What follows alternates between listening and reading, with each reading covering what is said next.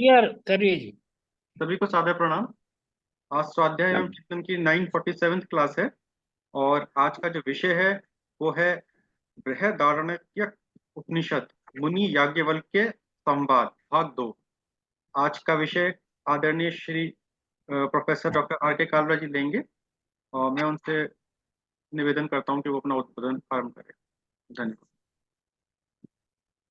सभी मित्रों को नमस्कार। छांट लिया गया है, हालांकि जो हमारे मित्रगण हैं उनमें से काफी लोग तो एग्जिट पोल देखने में लगे हुए हैं। खैर, जितने भी हाजिर हैं सबके लिए ये विषय है। विषय यह है कि याज्ञवल्क्य का विभिन्न मुनियों से संवाद। जैसे पहले कहा था, गार्गी और याज्ञवल्क्य का जब संवाद शुरू हुआ था, मैत्रेय और याज्ञवल्क्य का भागवान, तो यह देखा गया था कि राजा जनक के मन में, क्योंकि हमेशा ही वो अपनी इस तरह की सभाएं बुलाते थे जिसमें साधुओं को, संतों को, ज्ञानियों को बुलाकर के उनसे हमेशा सवाल जवाब करते थे, जिज्ञासा शांत करते थे। उन्हें एक बड़ा सा यज्ञ कराया अपने राज्यसभा में और कहा कि जितने भी ज्ञानी आए हैं, जितने भी ब्रह्मनिष्ठ आए हैं, ब्रह्म ज्ञानी हैं, सबको मैं नमस्कार करता हूँ। अहो भाग्य मेरा कि सब मेरे यहाँ आकर के जुटे हैं। मैं ये घोषणा करता हूँ सभा में कि मैंने 1000 गायों को गौशाला में बांध रखा है और हर किसी के सींगों पर सोने की 10-10 मुद्राएं हैं, 5-5 दोनों तरफ 10-10 मुद्राएं हैं। और जो आप में से अपने आप को ब्रह्मनिष्ठ जानता हो, अब ये यानी एक ऐसा सवाल छोड़ दिया कि जो आपको अपने आप को ब्रह्मनिष्ठ समझता हो वो इन गायों को हाँक कर ले जाए। परिणाम यह हुआ कि विभिन्न ज्ञानियों में कोई भी खड़ा न हो पाया। कुछ इंतजार करने के बाद तभी मुनि याज्ञवल्क्य, जो विद्वान थे, क्योंकि हमने पहले भी किसी जगह पढ़ा है कि वो कर्मकांडी तो थे ही, वो यजुर्वेद, सामवेद, इन सब का अध्ययन कर चुके हुए थे, चारों वेदों का अध्ययन कर चुके हुए थे।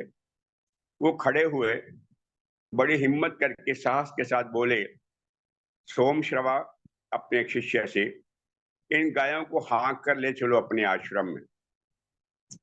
वो ले चला।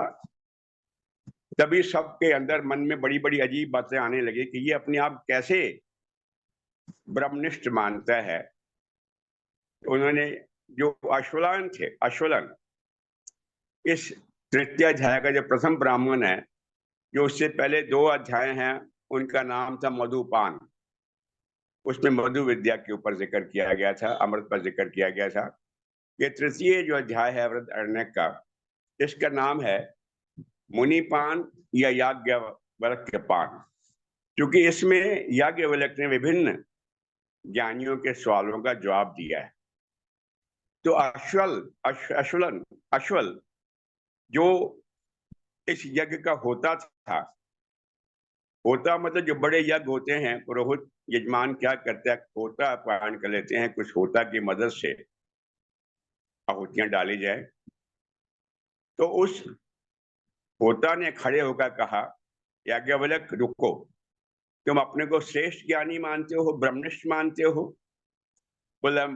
तो बड़े आराम से याज्ञवल्क्य खड़े हुए, बोला, मैं आप सब ब्रह्मज्ञानियों को प्रेम से, बिना किसी बात का क्रोध किए हुए, मैं आप सब ज्ञानियों को नमस्कार करता हूं, और जो आप में सर्वश्रेष्ठ ब्रह्मनिष्ठ है उसको तो मेरा विशेष नमस्कार है। मैं अपने को ब्रह्मनिष्ठ नहीं मानता, लेकिन मैं तो गौओं के इच्छा वाला था, इसलिए मैंने अपने स्वयं सभा से कहा, शिष्य से कहा कि गौओं को अपने आश्रम में हाँ कर ले जाए। अश्वलन जो होता था यज्ञ का, उसने कहा, लेकिन शर्त तो यह तय हुई थी, राजनक ने कहा था कि जो ब्रह्मनिष्ठ है वो गौओं को अपने आश्रम में हाँक करके ले जाए। इतना बड़ा यज्ञ था, इतना बड़ा पारितोषिक भी था, पर केवल ब्रह्मनिष्ठ के लिए था। इसका मतलब यह हुआ कि तुम अपने को ब्रह्मनिष्ठ मानते हो? बोला, ब्रह्मनिष्ठ को नमस्कार करता हूँ। अश्वरण का ठीक है, अब आप ले जा रहे हैं, एक तो इनको रोको अभी। दूसरी बात यह है कि मेरे प्रश्नों का पहले जवाब दो। अगर तुम मुझे सेटिस्फाई कर पाए, फिर और किसी ज्ञानी की कोई प्रॉब्लम है तो वो पूछेगा। अगर इन सब से तुम पार हो जाते हो, तुम गवों को बेशक ले जाना, अभी नहीं ले जा सकते। तो याज्ञवल्क्य के बोले, ठीक है, पूछो। उनके चैलेंज को स्वीकार कर लिया। करना भी था, क्योंकि जब गवों को हाँक कर ले जा रहे थे तो पहला सवाल अश्वलन ने ये कहा कि संसार में जो कुछ भी है, जो कुछ भी है, हालांकि इसमें जरा सा पहले बता दूं, कई सारे जो आप सवाल हुए। पहला संवाद अश्वल संवाद है। प्रथम ब्राह्मण है, 9 ब्राह्मण है। ऐसे ब्राह्मण कहते हैं सब चैप्टर्स को, जो अध्याय के अंदर अध्याय है, उनका नाम ब्राह्मण है।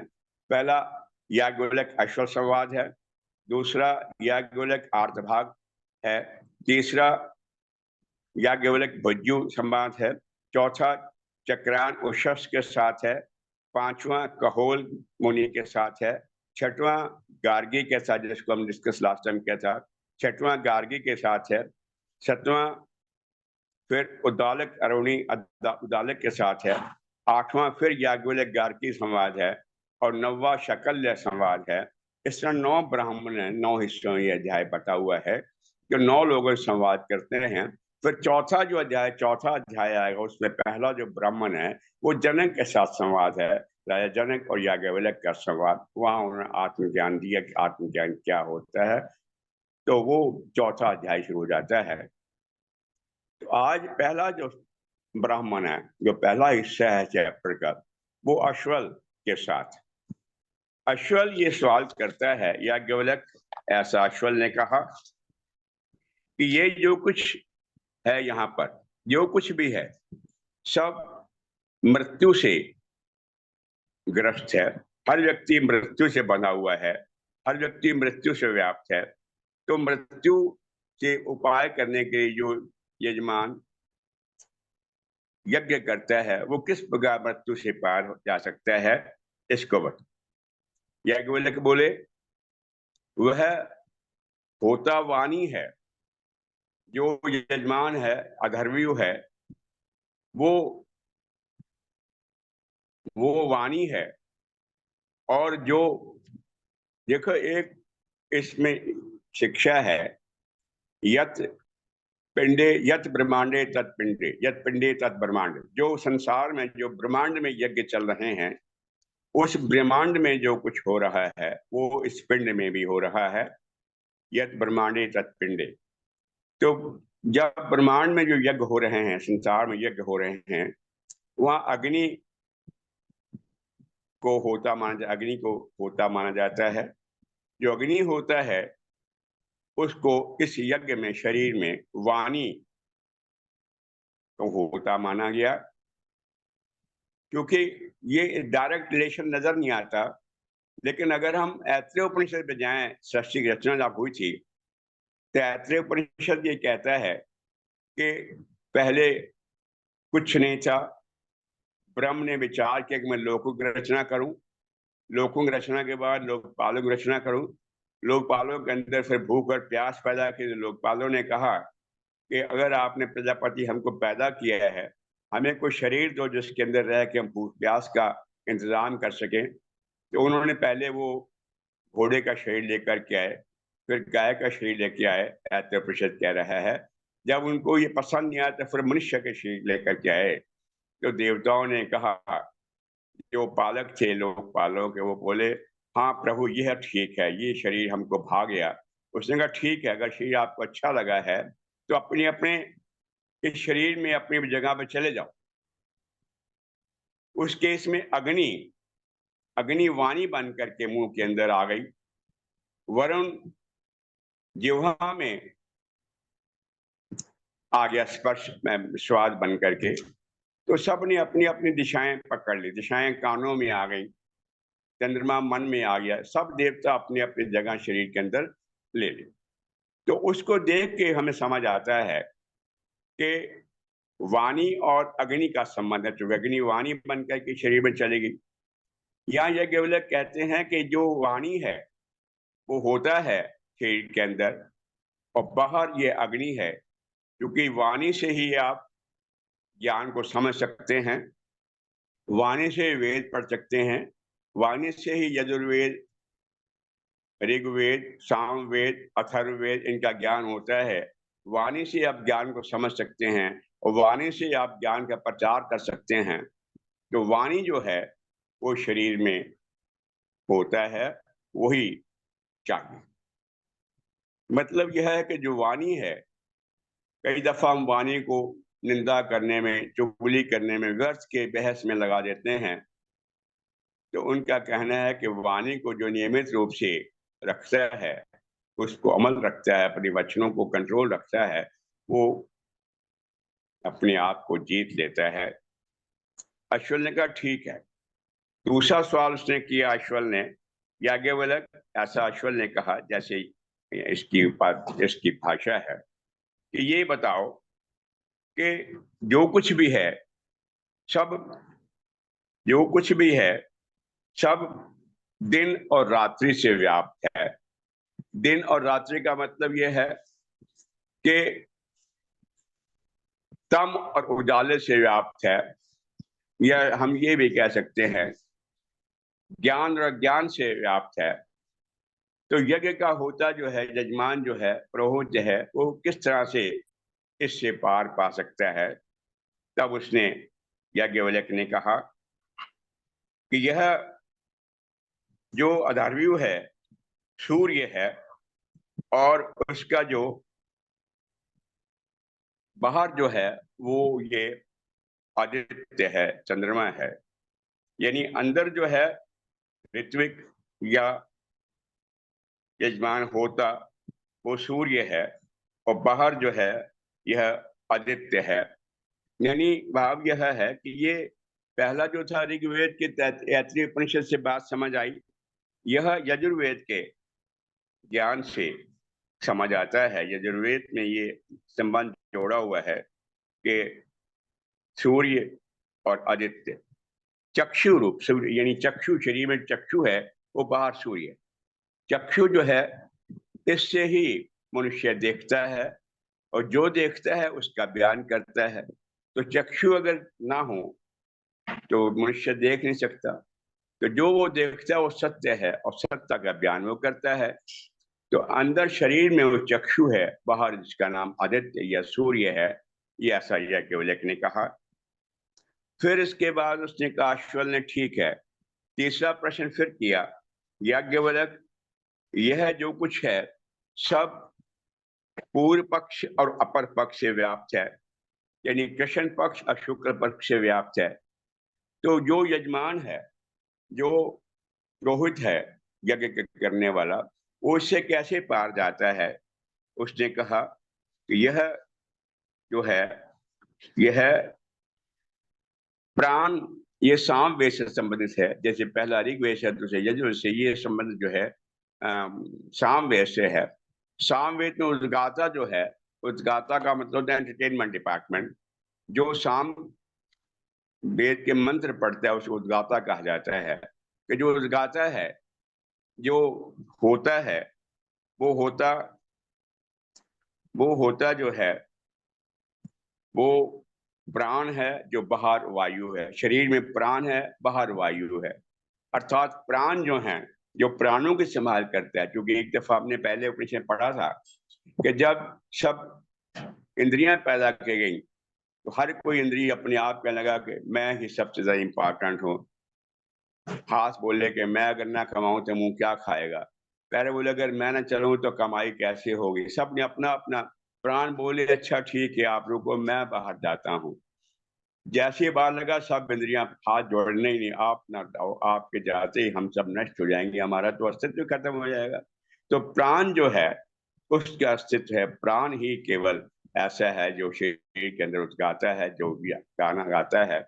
और ये जो है शरीर में प्राण है, जो बाहर वायु, जिसको वायु कहते हैं, शरीर में प्राण है।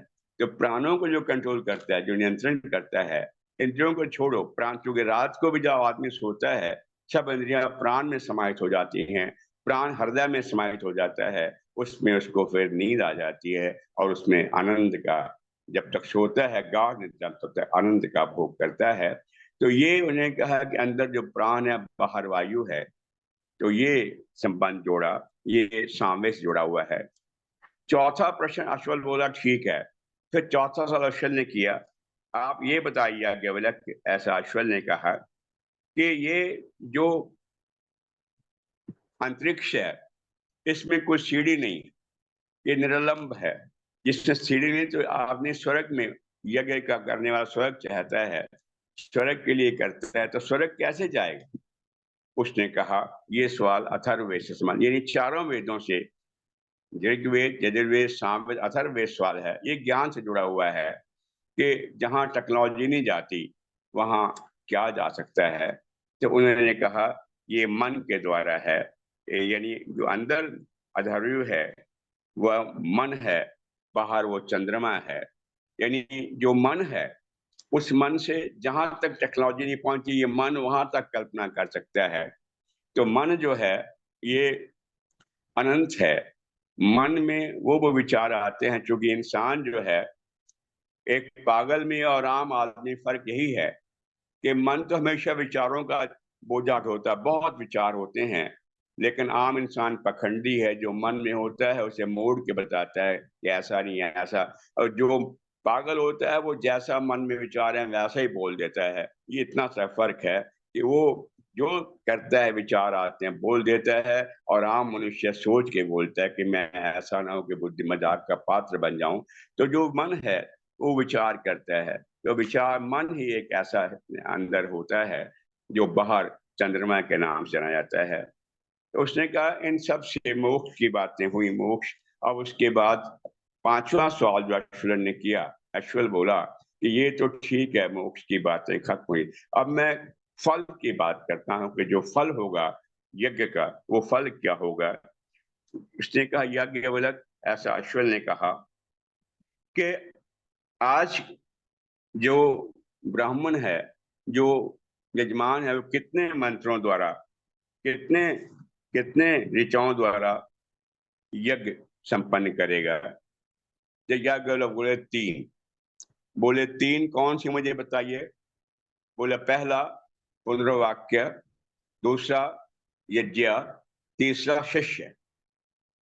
हम देखते हैं कि अगर किसी को आप घर पे आमंत्रित करते हैं, किसी डिपार्टमेंटल हेड को या अपने से बॉस को या किसी और को, किसी ऐसे सभ्य व्यक्ति को जो बहुत कुछ जानता है, तो हम पहले उसके बारे में जानते हैं, उसकी महिमा सुनते हैं, उसकी तारीफ सुनते हैं, और उसे उसके बाद जब घर आता है तो घर आके आप नमस्कार करते हैं, खड़े होकर उसका अभिवादन करते हैं, स्वागत करते हैं, फिर उसके बाद बैठाते हैं, उनको खाना वाना जब परोसते हैं, उसके बाद तीसरे जब वो जाते हैं तो उनको हम जाते समय एक कुछ स्मृति भेंट करते हैं और उसकी तारीफ करते हैं कि आपने बहुत अच्छा किया, हमने आपसे बहुत कुछ सीखा जिसको हम अपने अंदर रखेंगे, आगे शेयर करेंगे।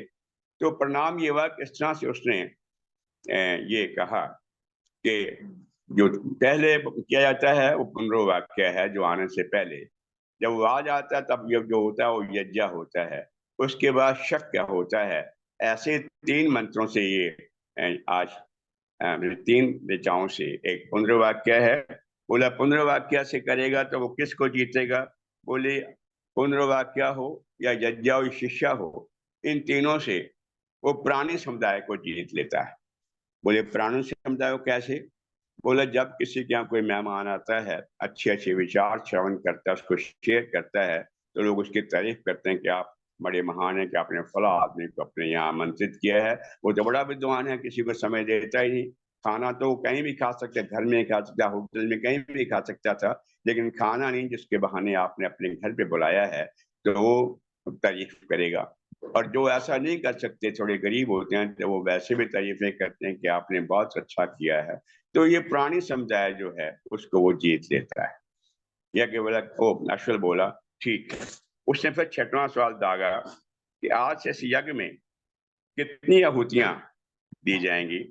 उसने कहा, यज्ञवल्क ने कहा 3 आहुतियां क्या हैं, और 3 आहुतियां की जाने वाली जो होती हैं वो कौन सी है। बोला पहली वो आहुति है जिसको जिसको करते जिसको डालते ही बहुत शब्द होता है।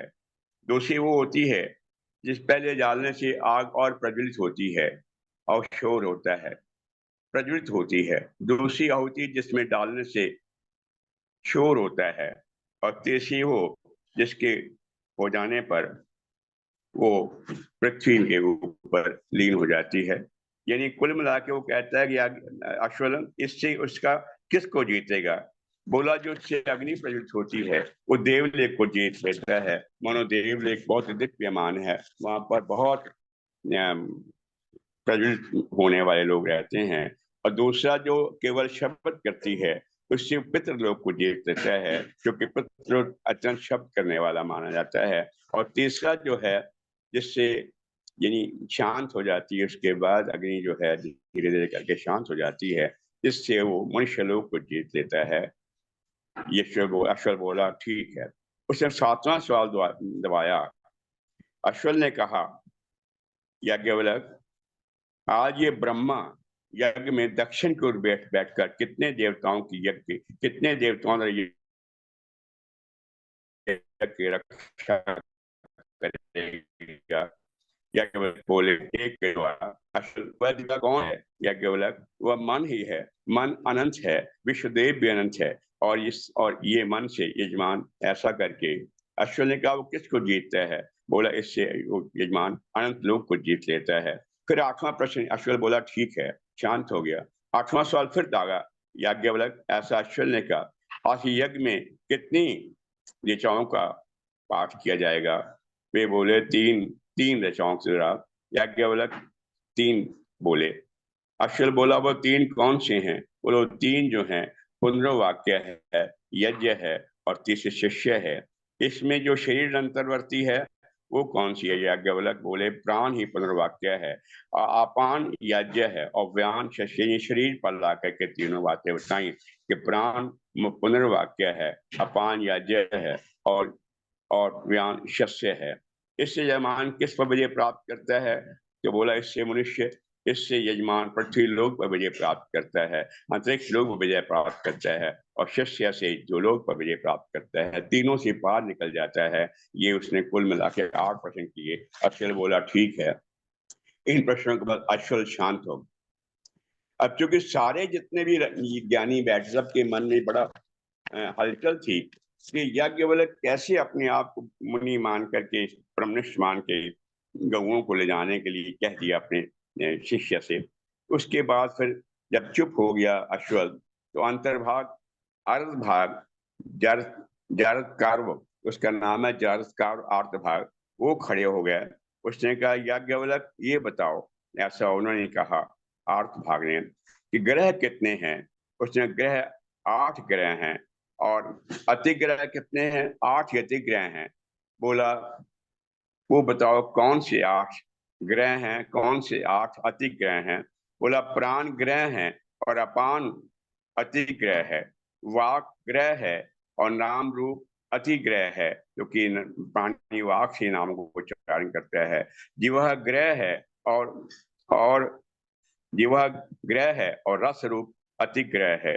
चक्षु ग्रह है, और रूप अतिग्रह है, प्राणी चक्षु से ही रूपों को देखता है। श्रोत ग्रह है, शब्द अतिग्रह है, जो कि वाणी प्राणी श्रोत से शब्दों को सुनता है। मन ग्रह है, और काम रूप अतिग्रह है, जो कि प्राणी मन से कामों की चिंता की कामना करता है।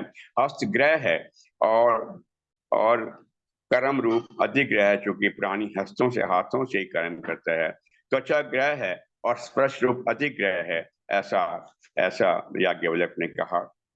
याज्ञवल्क्य ऐसा अर्थभाग ने कहा यह जो कुछ है सब मृत्यु का। ये सवाल पहले भी आया था, फिर इन्होंने सवाल किया, क्योंकि इस वक्त ये था कि जो प्रश्न मिले और जैसा जिसका लेवल है वो हर हालत में याज्ञवल्क्य को हराना चाहते थे।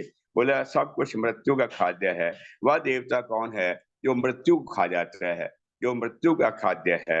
उन्होंने कहा जिस तरह से अग्नि में सब कुछ जल के स्वाह हो जाता है, ऐसे ही जल जो है वो अग्नि को खा जाता है। याज्ञवल्क्य ऐसा अर्थ भागने का, जिससे मनुष्य मरता है तब उसके प्राण उत्क्रमण करते होते हैं या नहीं? तो याज्ञवल्क्य नहीं नहीं, ऐसा नहीं, प्राण उत्क्रमण नहीं करते और वो यहीं रह जाते हैं, प्राण महाप्राण में समा जाते हैं और मृदा जो है, मरा हुआ व्यक्ति वायु खींचता है जिससे पड़ा हुआ शरीर के भारी हो जाता है। याज्ञवल्क्य ऐसा अर्थ भाग ने कहा, जिससे पुरुष मरता है उससे मेरे से क्या नहीं छोड़ता? याज्ञवल्क्य नाम नहीं छोड़ता, क्योंकि नाम अनंत है, विश्वदेव भी अनंत है और अनंत दर्शन द्वारा अनंत लोक की जीत लेता है। याज्ञवल्क्य ऐसा अर्थ भागने का, जिससे मनुष्य की मृत्यु हो जाती है, वाणी अग्नि में लीन हो जाती है, त्वचा प्राण वायु में, चक्षु आदित्य में, मन चंद्रमा में, चोट दिशा में, शरीर पृथ्वी में, हृदयाकाश भूताकाश में, रोम औषधियों में, केश वनस्पति में लीन हो जाते हैं, रक्त ऊर्य जल में स्थापित हो जाते हैं। उस समय यह पुरुष कहाँ रहता है? यह दर्शनार्थ भाव। तो सबके सामने सवाल मत पूछ, तुम मेरे साथ चल, हम जाके बात करते हैं। वो साथ चला गया। याज्ञवल्क्य ने उससे कहा और डिस्कस किया कि कर्मों द्वारा ही ये, कर्मों द्वारा कर्म की प्रशंसा की, ये पुण्य कर्म से पुण्य लोक हो जाता है और पाप कर्मों से पाप कर्म होता है। इससे इससे अर्थ भाग चुप हो गया, उसके प्रश्नों का सॉल्यूशन हो गया। उसके बाद फिर तीसरा प्रश्न याज्ञवल्क्य और बुज्जु ने सवाल किया। बुज्जु ने कहा कि हम ये सवाल आपसे पूछते हैं कि जो जब ये लोग खत्म हो जाते हैं तो पुण्य पुरुष कहाँ रहते हैं? उसने कहा वायु में रहते हैं। बोले वायु में कैसे? बोले अश्वमेध यज्ञ करने वाला जो विजयी होता है, अश्वमेध कहाँ रहता है? बोले वायु में रहता है। बोले वायु जो है वही यही वृष्टि में है, वही समष्टि में है। जो ऐसा करके वायु की पूजा करता है, वायु को जानता है, वो समस्त पुनर्मृत्यु को प्राप्त कर जाता है। इससे यज्ञ लाही बुज्जु बोले ठीक है। उसके बाद फिर चक्रांत कुशस्थ खड़े हो गए। बोले याज्ञवल्क्य मैं पूछता हूँ आपसे, आप मुझे बताओ, जो सर्वांतर आत्मा है, जो आत्मा है, जो सर्व अंतर्यामी आत्मा है, सर्वांतर आत्मा है, और वह आत्मा की अंतर्यामी की आत्मा मेरे को आप बयान करो, वो क्या है? याज्ञवल्क्य बोले कि अंतर्यात्मा जो है, तुम उसको दृष्टि के दृष्टा को उससे ही दृष्टि देखती है, दृष्टि के दृष्टा को नहीं देख सकते, श्रुति के श्रोता को नहीं देख सकते, मन के मति के मनता को नहीं देख सकते, विज्ञप्ति के विज्ञाता को नहीं जान सकते। तुम्हारा ये आत्मा सूर्यांतर है और यही यही सर्वत्र है, यही जो है ये सर्वांतर है, तुम्हारा अंतर्यामी है और इससे भिन्न जो है वो नाशवान है, वो आर्थ है, नाशवान है। इसके पास चक्रायन चुप हो गया। उसके बाद याज्ञवल्क्य से कहोल खड़े हो गए। मुनि कहोल कहते हैं याज्ञवल्क्य मेरे सवाल का जवाब दो, और ये जो अभी आपने कहा कि ये सर्वांतर आत्मा अंतर्यामी आत्मा है, ये क्या है मुझे बताओ। उसने और स्पष्ट करते हुए याज्ञवल्क्य बोला, जो भूख से रहित, प्यास से रहित, जरा से रहित, मृत्यु से रहित, दोष से रहित, रोग से रहित और सत्य संकल्प सत्य काम है, वह आत्मा सबका अंतर्यामी है। उसने कहा क्षुधा भाषा शोक मोह जरा मृत्यु से परे उस आत्मा को जानकर ब्राह्मण पत्रेषणा से, वित्तेषणा से, लोकेषणा से दूर हो जाता है, क्योंकि वो आत्मज्ञान में स्थित हो जाता है। और जो पांडित्य आत्मज्ञान होता है उसमें स्थित होने वाला किसी रूप के किसी भी कामना की इच्छा नहीं करता और कामनाओं को पार के मृत्यु कृत्य हो जाता है, वो अपना स्थान मोक्ष में ले जाता है। उसने कहा, कहोल बोले ठीक है। छठवां फिर ब्राह्मण जो है वो गार्गी याज्ञवल्क्य का साथ, जो हमने पहले जो जिक्र किया था कि याज्ञवल्क्य से गार्गी बोली, ये बताओ ये सब कुछ जो है वो जल में ओतप्रोत है, जल किस में ओतप्रोत है? बोले जल वायु में। वायु किस में है? वो अंतरिक्ष में। अंतरिक्ष किस में है? वो गंधर्व लोक में, गंधर्व लोक किसमें ओतप्रोत है? आदित्य लोक में, आदित्य लोक किसमें है? चंद्रलोक में, चंद्रलोक किसमें है? गार्गी नक्षत्र लोक में, नक्षत्र लोक किसमें? गार्गी देवलोक में, देवलोक किसमें है? वो इंद्रलोक में, इंद्रलोक किसमें है? प्रजापति लोक में, प्रजापति लोक किसमें है? ब्रह्मलोक में। वो समझ गया कि ये जान करके सवाल पूछ रही है ताकि मैं जहां छोड़ता हूँ उसको आगे बढ़ा देती है। उसने कहा गार्गी चुप हो जा, ऐसा ना हो तेरा मस्तक गिर जाए, तू हार जाए, चुप होके बैठ जा। तो गार्गी समझ गई और चुप होकर के बैठ गई। छठा ब्राह्मण याज्ञवल्क्य गार्गी के साथ जुड़ा हुआ है। सप्तम ब्राह्मण जो है, जो याज्ञवल्क्य उद्दालक का संवाद है। उद्दालक जो थे, उद्दालक से शिक्षा भी उन्होंने ली थी, लेकिन उसके बाद उन्होंने कहा याज्ञवल्क्य ये बताओ कि जिसमें जो लोक परलोक और समस्त भूतों के भीतर नियंत्रित करता है, जो अंतर्यामी है, उस अंतर्यामी का आप मुझको मेरे को बताओ। तो याज्ञवल्क्य बोले, हे उद्दालक, हे गौतम, वायु ही वह सूत्र है जिसके द्वारा लोक परलोक समस्त भूत समुदाय जिसमें गुथे हुए हैं, इससे हमारे ऊपर इसको अंग विशीर, यानी याज्ञवल्क्य ठीक है, ये तो ठीक है, पर पृथ्वी में रहने वाला जो पृथ्वी के भीतर है, पृथ्वी जिसका शरीर है, पृथ्वी जिसको जानती नहीं है और वो पृथ्वी का नियमन करता है, वो अंतरात्मा है। जो जल में रहने वाला है, जल के भीतर है, जल जिसका शरीर है, जल जिसे नहीं जानता, उस जल का नियमन करने वाला है, वह तुम्हारा ही अंतर्यामी आत्मा है। ऐसे ही अग्नि में रहने वाला जो अग्नि के भीतर है, अग्नि को नहीं जान, अग्नि जिसको नहीं जानता, अग्नि जिसका शरीर है, अग्नि के भीतर रह के अग्नि का नियंत्रण करने वाला है, वो अंतर्यामी आत्मा है। अंतरिक्ष में रहने वाला अंतरिक्ष के भीतर है, जिसे अंतरिक्ष नहीं जानता, अंतरिक्ष जिसका शरीर है, भीतर एक अंतरिक्ष नियमन करता है, यह तुम्हारा अंतर्यामी आत्मा है। वायु इस तरह से उसने कई बार बात, यानी वायु का, जल में, अग्नि के, अंतरिक्ष में, वायु द्योलोक में, दिशाओं में, तारों में, आदित्य में, चंद्रमा में, आकाश में, तम में, तेज में, सब में रहने वाला जो है, जो उसमें अंदर भ्रमण करता है, अंदर भ्रमण करता है, ये सब को नहीं जानते, अंतर्यामी आत्मा है। ऐसे ही तुम्हारे अंदर अंतर्यामी आत्मा है, जिससे इंद्रियां काम करती हैं, इंद्रियां जिसके द्वारा काम चलाती हैं, जो प्राणों को संचालित करता है, प्राण जिससे चलते हैं, हृदय जिससे चलता है, वो तुम्हारा अंतर्यामी आत्मा है। ये शरीर तुम्हारा, ये शरीर उसका शरीर है अंतर्यामी आत्मा का।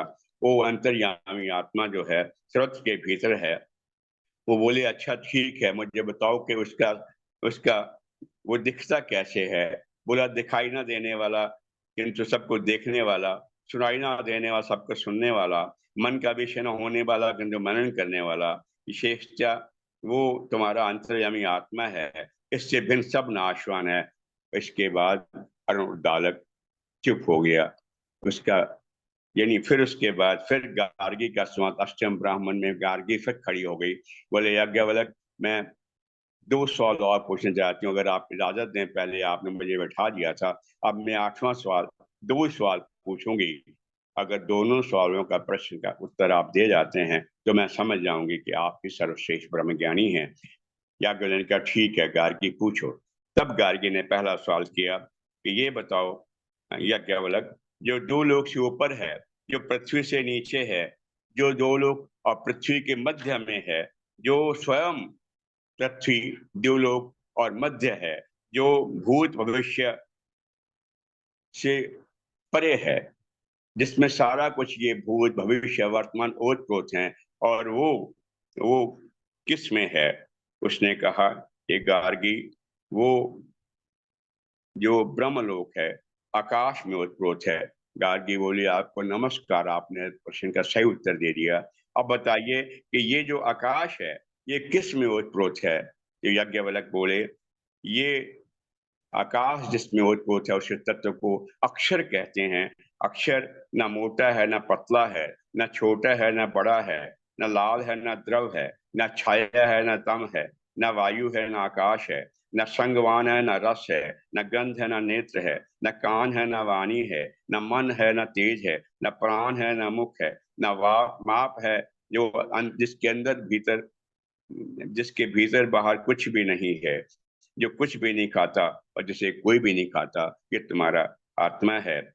इस अक्षर के प्रशासन में ही गार्गी ये सारा सूर्य चंद्रमा विशेष रूप से धारण किए स्थित रहते हैं। ये गार्गी अक्षर के प्रशासन, जो लोग पृथ्वी धारण रहते हैं, गार्गी इस अक्षर के प्रशासन से निमेश, मुहूर्त, दिन रात, अर्धमास और ऋतु, संवत्सर विशेष उदाहरण रहते हैं। एक गार्गी अक्षर के प्रशासन में पूर्ववाहिनी अन्य नदियां पर्वतों से बहती हैं।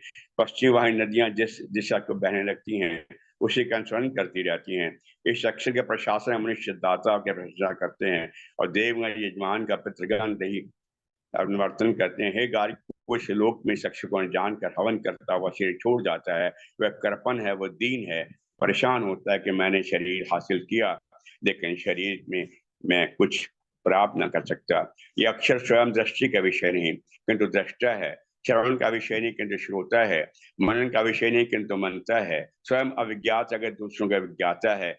इससे भिन्न कोई दृष्टा नहीं, इससे भिन्न कोई श्रोता नहीं, इससे भिन्न कोई मनता नहीं, इससे भिन्न कोई विज्ञाता नहीं। गार्गी निश्चय अक्षर इस आकाश में उत्प्रोत है। और गार्गी चुप हो गई, बोले याज्ञवल्क आपको नमस्कार, और मैं इससे आगे कुछ नहीं पूछ सकती। इसके बाद अंतिम जो नवा ब्राह्मण है वो शकल्य खड़े हुए। याज्ञवल्क ऐसा शकल्य ने कहा, आप मुझे ये बताइए कि कितने देवता हैं, देवताओं की संख्या बताओ।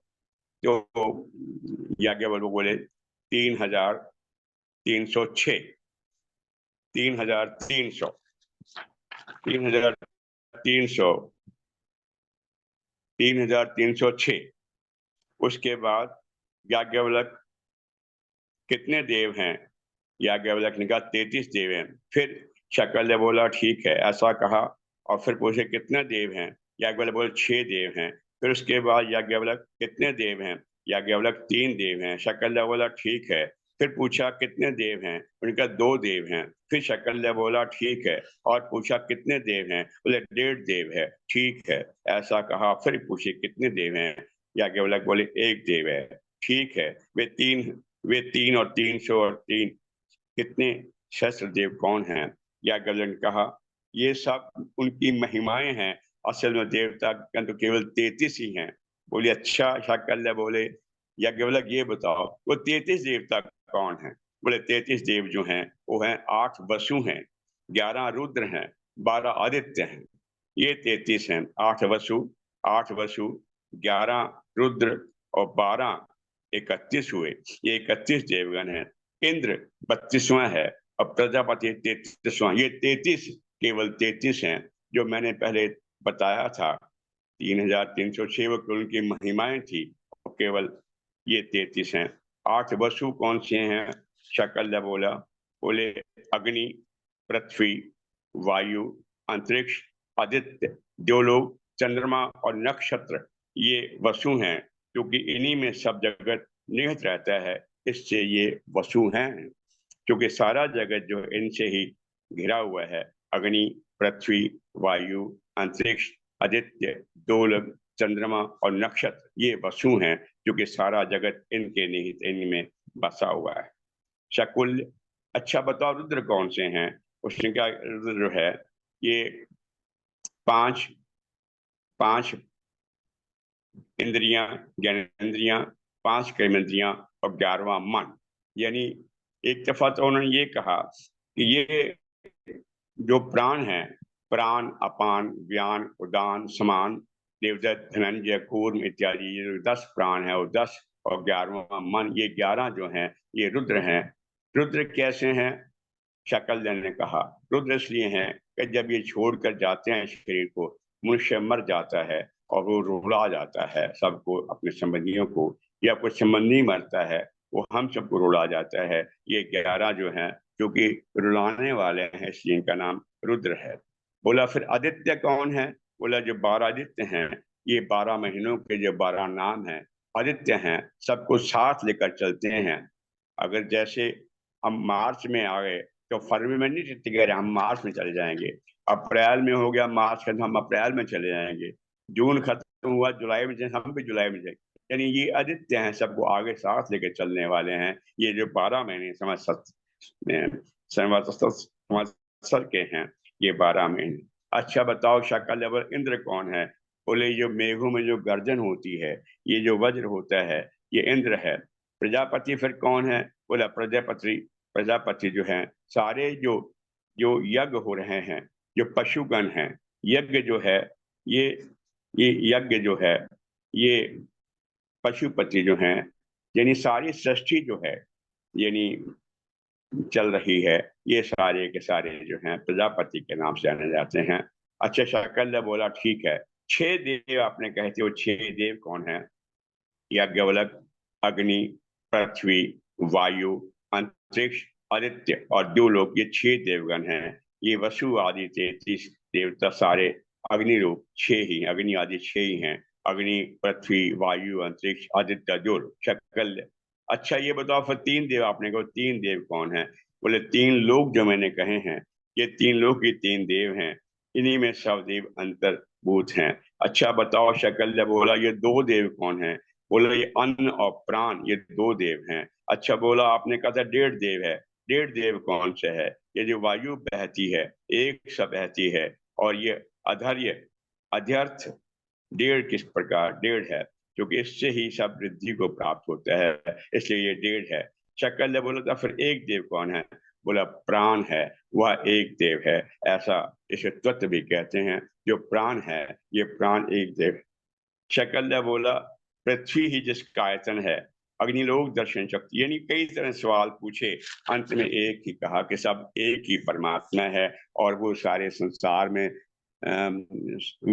समान रूप से व्याप्त है। किसी भी जगह बैठ के ब्रह्म की बात की जाए, किसी जगह ब्रह्म ज्ञान हो जाए, क्योंकि ब्रह्म ज्ञान तो समान है, सर्वव्यापक, हरि व्यापक, सर्वत्र समान, हरि सर्वत्र समान है।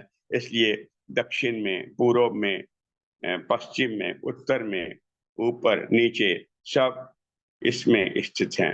अतः उस तब याज्ञवल्क्य ने कहा तुम शकल ऐसे सवाल पूछ रहे हो जो शरीर से संबंधित है, मैं तुमसे पूछता हूँ, तो क्या तुम उपनिषद परिषद को जानते हो? जो उपनिषदों का ज्ञानी है, उपनिषद में जानने वाला है, उसको जानते हो?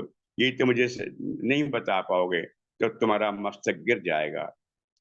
वो हैरान हो गया कि मैंने याज्ञवल्क्य ने कौन सा सवाल पूछ लिया है, मैं तो शरीर के बारे में बातें कर रहा था। और याज्ञवल्क्य ने पूछा तुम शरीर पर ही अटके हो, इससे ऊपर क्यों नहीं जाते, अपरिचित पृष्ठ को नहीं जानते? इसलिए तो याज्ञवल्क्य के सामने वो नतमस्तक हो गया, और वो उसका मस्तक गिर गया, अर्थात उसने अपने आप को हारा महसूस कर लिया।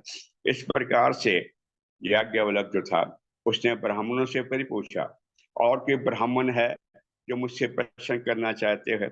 अगर वो प्रश्न करना चाहते हो तो वो प्रश्न कर सकते हैं, और नहीं तो फिर मैं प्रश्न करता हूँ। प्रश्न यह है कि ये जो भव्य संसार नजर आ रहा है, वनस्पतियां और सारे पेड़ नजर आ रहे हैं, इसमें और पुरुष में क्या फर्क है? जब पुरुष यानी पत्तियां कोई तना काटता है तो उसमें से दर्द होता है, मनुष्य भी ऐसे जब कटता है तो उसको दर्द हो, यानी कई सारे सवाल पूछे, कोई प्रश्न ना पूछ सका और कोई हिम्मत ना कर सका आगे बढ़ने की। परिणाम स्वरूप यह हुआ कि याज्ञवल्क्य को सबने नमस्कार किया। बोले याज्ञवल्क्य आप सच में ब्रह्मनिष्ठ हैं, क्योंकि याज्ञवल्क्य जो थे केवल ब्रह्मनिष्ठ ही, ब्रह्म ज्ञानी ही नहीं थे, वो कर्म कांड की बड़ी भारी ज्ञाता थे।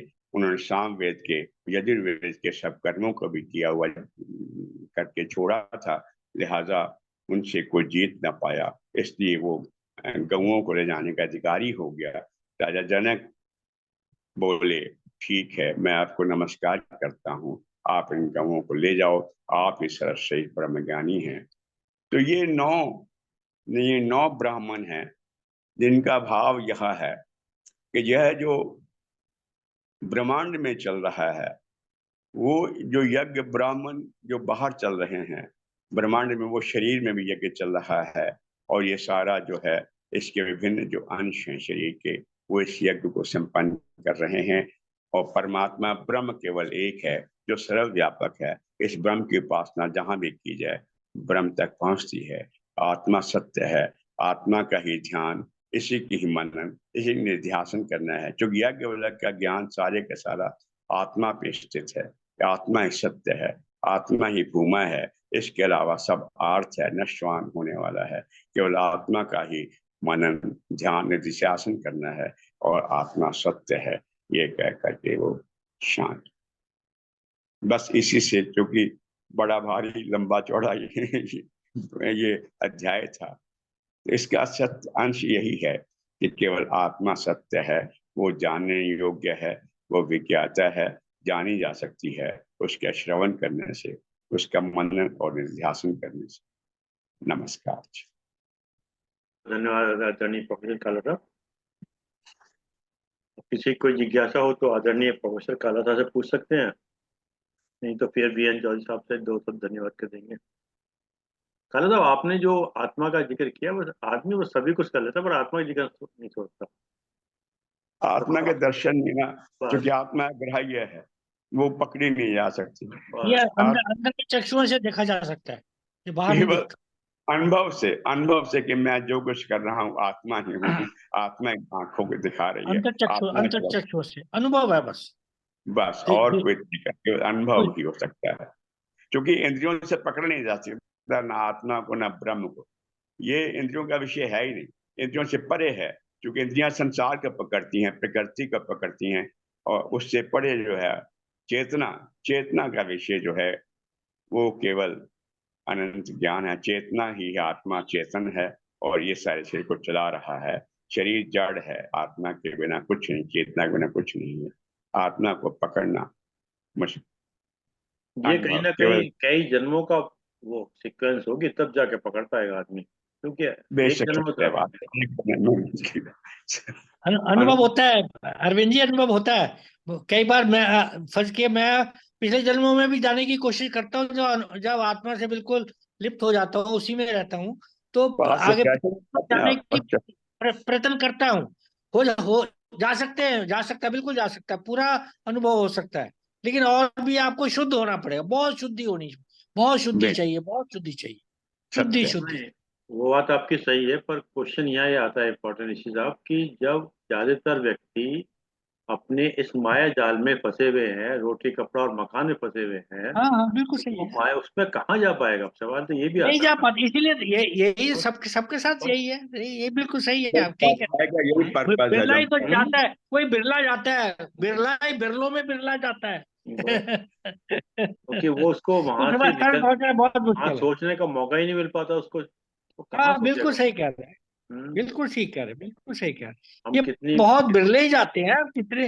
हाँ, आज सदियों सदियों आप 10 लोगों के नाम ले सकते हो ज्यादा से ज्यादा, और क्या आप। सबसे बड़ी दिक्कत तो ये आती है कि पड़ोसी को देख के, मित्र को देख के जो उससे ईर्ष्या होती है, पहले वही खत्म नहीं होती। हाँ वही सारे शुद्धियाँ, लोभ क्रोध मोह राग द्वेष भय अहंकार, इन सबसे मुक्ति लेनी है, सबसे मुक्ति।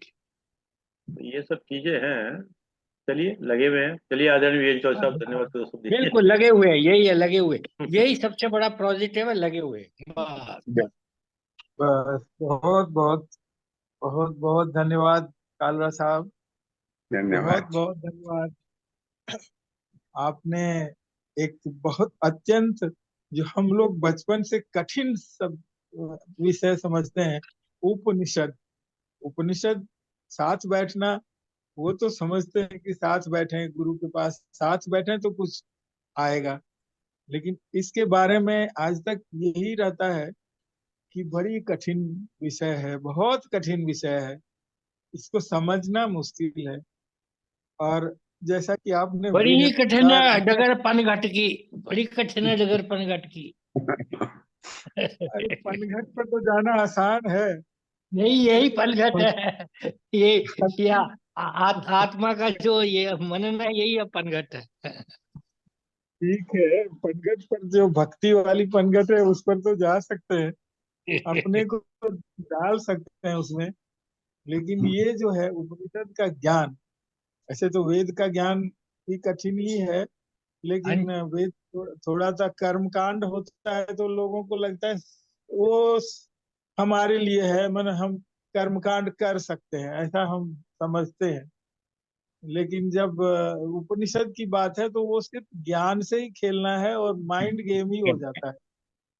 जैसा कि अभी काला साहब ने बताया कि एक याज्ञवल्क्य जी ने एक माइंड गेम खेला इतने ऋषियों के साथ, वो गेम ही था। हर आदमी अपना अपना ज्ञान, अपना अपना प्रश्न पूछते गए और ये अपने ज्ञान से उसका उत्तर देते गए। अब ये बात, ये सब जो क्वेश्चन पूछने वाले थे वो भी अपने आप में कम नहीं थे। अब परफेक्ट, गार्गी पूरे खुद पूरा ज्ञानी, महान था, वो सवै ज्ञानियों की पूरी थी। ज्ञानी कहलाती है। तो वो ऐसी वैसी वैसे वैसे लोग थे जो कि प्रश्न पूछते थे ऐसा कठिन, और उस कठिन प्रश्न का उत्तर याज्ञवल्क्य जी ने आसान बना करके देते गए, बहुत बड़ी बात ये। सिंपल करते गए। तो बहुत बड़ी बात थी ये, और ये बहुत समझने की बात है कि वो भी कैसे पूछते गए। लास्ट में सभी लोगों ने उनका, जो सबका मस्तक गिर गया, मतलब जो बताया आपने, बड़ा अच्छा एक्सप्लेनेशन दिया कि सबका मस्तक झुक गया, क्योंकि चुप उनको गया। सबको लगा कि हाँ, ये अच्छी बात बोल रहे हैं। अच्छी बात बोल रहे हैं तो सबको समझ में आ जाती है, दिल में उतर जाती है। हाँ, ये बात सही है। अभी जैसे अरविंद शर्मा जी ने कहा कि हम समझें कैसे, आत्मा से उस परमात्मा को मिलाएं कैसे, फिर यहाँ द्वैत भी हो जाता है। फिर हम जब समझते हैं कि हम आत्मा और वो परमात्मा, उसमें हम मिले, तो फिर यहाँ द्वैत वाली बात आ जाती है। फिर ऐसे पता नहीं कितनी तरह की बातें चलती रही हमारे सनातन में। कभी द्वैत, अद्वैत, अद्वैत से फिर द्वैत, जैसे शंकराचार्य ने अद्वैत तो किया ही था और उपनिषदों की व्याख्या भी की थी, लेकिन बाद में वो फिर भजन पर कैसे आ गए। भज गोविंदम भी बाद में बोल दिए थे वो, मानो वो भक्ति की तरफ थोड़ा सा हम लोगों को झुका दिए कि जो नहीं कि भाई वो भी तुम। लास्ट में आके उन्होंने 4 धाम इसीलिए बनवाए थे शंकराचार्य। हाँ, चार धाम बनवाए थे। चार धाम का मतलब हो गया भक्ति। वो भक्ति भक्ति। पर चले गए, भक्ति पर ही चले गए ना, तो फिर वो द्वैत हो गया, एक तरह से अच्छा, द्वैत हो द्वारिक गया। में भी आ गए। तो ये द्वैत और अद्वैत का जो द्वंद, द्वंद न कहें इसको, हम तो ये कहते हैं कि ये सब हम लोगों को समझाने की बात है। कभी द्वैत में समझाया गया, कभी अद्वैत में समझाया गया, और फिर अद्वैत होने के बाद जब शंकराचार्य जी पूरे पहुंचते, उनके बराबर तो इस हमारे जानकारी में इधर हाल फिलहाल का जो कहें, उनको तो हाल फिलहाल का ही कहेंगे, क्योंकि तो उस समय से कोई ऐसा नहीं मिला जो है कि सब कुछ समझता हो, सब कुछ जानता हो। उनको लगता है याज्ञवल्क्य जी के बाद शायद शंकराचार्य जी हुए होंगे। आप जानते हैं, ज्यादा हमें नहीं पता। इस तरह की बात कहने वाले, समझाने वाले शायद शंकराचार्य जी हुए, और याज्ञवल्क्य जी तो थे ही। और ये इसी परंपरा में हम ये जो गीता को, श्री कृष्ण जी ने जो कहा गीता, उसको भी उपनिषद ही मानते हैं ना, क्योंकि उसको एक तरह का उपनिषद माना गीता जाने परिषद लगा। के नाम से जाना जाता है। क्योंकि उसमें भी प्रश्न और उत्तर, जहाँ प्रश्न और उत्तर से समझाया गया, वो सब उपनिषद हो गया। तो बिल्कुल। ये आज आपने प्यास बढ़ा दी हम लोगों की, कालरा साहब, और जी जानने जी। की इच्छा होने थैंक लगी। यू। आप एक बार अष्टावक्र गीता पर भी कुछ एक बार बता दीजिए। जनक जी की बात ओके। थी, कैसे ओके। कैसे, मतलब पांच हमारे मिनट में वो 5 मिनट में ब्रह्मज्ञान आचार्य कैसे साहब दे। हैं, वो लगातार गीता के ही सहज भाव प्रकट करते रहते हैं। हाँ, बहुत तो से अपने। अष्टावक्र में, गीता में, जैसे हाँ हाँ। जनक जी को वो आज पांच का नहीं मिनट है, में, वो आज का विषय नहीं है वो। इसका, नहीं, नहीं अष्टवक्र। नहीं, हम अष्टावक्र गीता मैंने पढ़ी है। आगे की बात कर रहे हैं, आगे की बात कर रहे हैं हाँ हाँ। कि एक कालरा साहब, वो हमें अद्वैत, हमें सब टोटली अद्वैत है। इस पर भी एक बार कभी मौका मिले तो समझा दीजिए कि हमें भी 5 मिनट में ब्रह्म ज्ञान कैसे हो जाए। आज ब्रह्म अच्छा। ज्ञान की ही बात कर रहे थे ना, कैसे हमें 5 मिनट में कैसे ब्रह्म ज्ञान मिल जाए, यही सोचने की बात है। एग्जिट पोल देखिए बहुत इसके बहुत बाद। धन्यवाद। बस आत्मा ऋषि ऐसा जी को है, तो अपने को आत्मा जानो, ये 1 सेकंड का ज्ञान है बस। हाँ, तो देव ऋषि जी को तो शायद मिल गया है, हमें नहीं नहीं, कुछ बताएंगे नहीं वो। मिला अभी तो, बहुत दूर है, चलिए बहुत साहब, दूर है। आनंद है, बस मिला कुछ नहीं, लेकिन बहुत बहुत धन्यवाद बहुत आदरणीय, बहुत बहुत धन्यवाद आदरणीय वीरेंद्र साहब, बहुत बहुत धन्यवाद प्रोफेसर डॉक्टर आर के काला साहब, आपने समय निकाल के समय दिया, और जूम के लोगों का विशेष रूप से धन्यवाद कि समय निकाल के समय दिया। और जैसे कि एक विचार के साथ और 3 बार ओम के साथ अपनी बात को समाप्त करते हैं। आज का विचार, जीवन शतरंज के खेल की तरह है। जीवन शतरंज के खेल की तरह है, और ये खेल आप ईश्वर के साथ खेल रहे हैं, क्या बात है। और ये खेल आप जीतेंगे ईश्वर भी के आप, साथ खेल रहे हारेंगे हैं, भी आप। ईश्वर के साथ खेल रहे हैं। आपकी हर चाल के बाद अगली चाल वो चलता है, आपकी हर चाल के बाद अगली चाल वो चलता है। आपकी चाल आपकी पसंद कहलाती है, आपकी बिल्कुल चाल सही। आपकी पसंद कहलाती है, और उसकी चाल परिणाम कहलाती है, आहा। उसकी चाल परिणाम कहलाती है। आइए 3 बार ओम का उच्चारण करते हैं।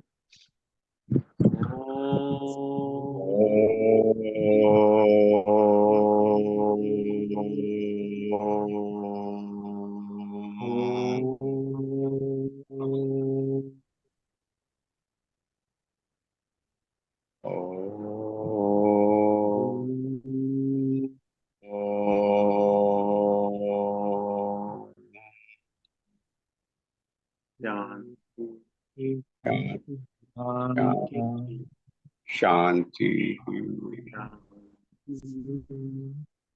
सभी को प्रणाम, सभी को प्रणाम। नमस्कार।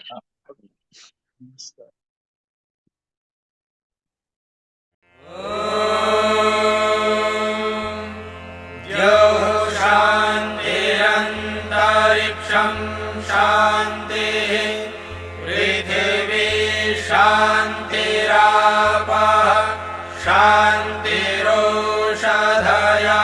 शान्तिः वनस्पतयः शान्तिर्विश्वे देवाः शान्तिर्ब्रह्म शान्तिः सर्वं शान्तिः शान्तिरेव शान्तिः सा